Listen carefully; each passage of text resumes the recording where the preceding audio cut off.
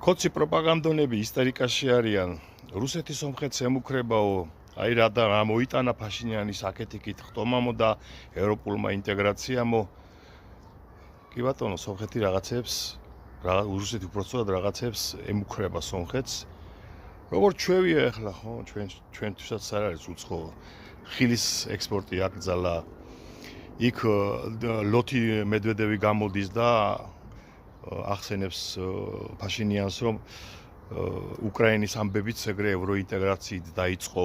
მოკლედ წინასაარჩევნო კამპანიაში ასე მონაწილეობენ ტერორით.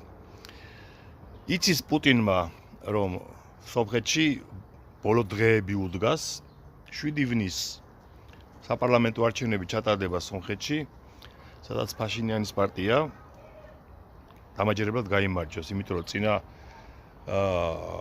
სოციოლოგიური გამოკვლევებით, წინა საარჩევნო კვლევებით თითქმის 5 ჯერ უსწრებს ფაშინიანის პარტია რუსი ოლიგარქი, ანუ იქაური ივანაშვილის კარაპეტიანის პარტიას. და მორჩა აზერბაიჯანი დაკარგა რუსეთმა, ეხლა სომხეთს დაკარგავს, სადაც ამერიკული ინვესტიციები შედის, ანუ ტრამპმა დაადო თათი 10 მილიარდიანი ინვესტიცია შედის მაღალტექნოლოგიური კორპორაციების მეშვეობით. ხელოვნური ინტელექტი და ჩიპების წარმოება და ასე შემდეგ.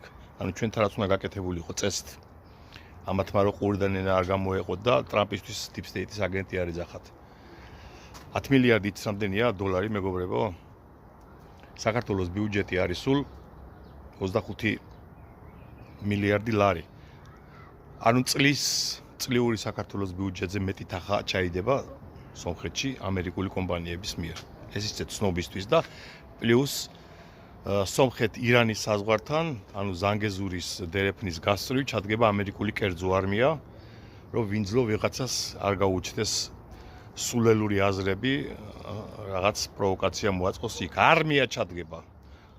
არა პენტაგონის ოფიციალური, არამედ კერძო არმია, რაც იგივე არის პრინციპში, ოღონდ გასაგემიზების გამო ამერიკელი ჯარისკაცებს როგორც ასეთებს არ გააგზავნიან სომხეთის ტერიტორიაზე.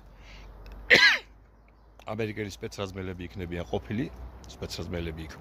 აი ასე რუსეთი კარგავს სომხეთს, ამას უნდა შეეგუოთ ქოცებო და თქვენც იგივე გზას გაივლით.